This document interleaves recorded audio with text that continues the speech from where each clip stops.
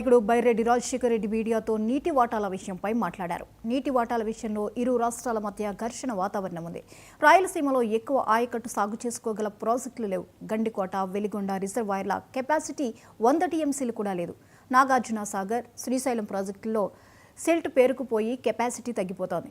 గోదావరి జలాల్లో 3000 టీఎంసీలు సముద్రంలో కలుస్తున్నాయి. వీటిని దృష్టిలో పెట్టుకుని ఇరు రాష్ట్రాల ముఖ్యమంత్రులు సమావేశమై ప్రజల భవిష్యత్తు కోసం సరైన నిర్ణయాలు తీసుకోవాలని బైరెడ్డి కోరారు.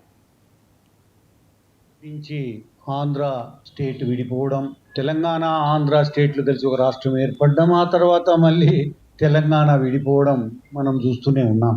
కానీ ఒకసారి మనము ఈ తెలుగు రాష్ట్రాలలో చూసినప్పుడు ప్రధానంగా గోదావరి మీద, కృష్ణా నది మీద అనేక ప్రాజెక్టులు కట్టారు. తక్కువేం కాదు.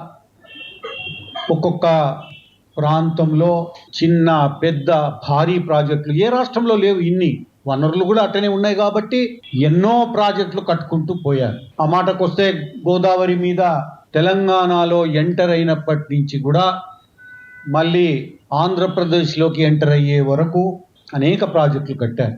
దాంట్లో మహత్తరమైన ప్రాజెక్ట్స్ మరి శ్రీరామ్ సాగర్ ప్రాజెక్ట్ ఒకటి, దాన్ని పోచంపల్లి ప్రాజెక్ట్ అని చాలామంది వాడుకలో ఉంది. పోచంపల్లి ప్రాజెక్టు, పోచంపాడు అదే రకంగా మనము చూస్తే మరి నిజాం సాగర్ కానీ అనేక రకాలుగా ఇచ్చంపల్లె కానీ మరి కాళేశ్వరం లేటెస్ట్గా అనేక ప్రాజెక్టులు వచ్చాయి. మహత్తరమైన ప్రాజెక్టులు ఇవి గోదావరి మీద.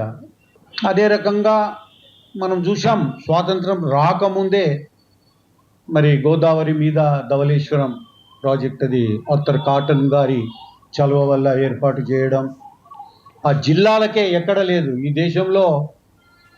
జిల్లాల పేర్లే ఒక నది పేరు పెట్టుకున్నది ఎక్కడ లేదు. అంత పవిత్రంగా పెట్టుకున్నారు. వెస్ట్ గోదావరిని, ఈస్ట్ గోదావరిని. మద్రాస్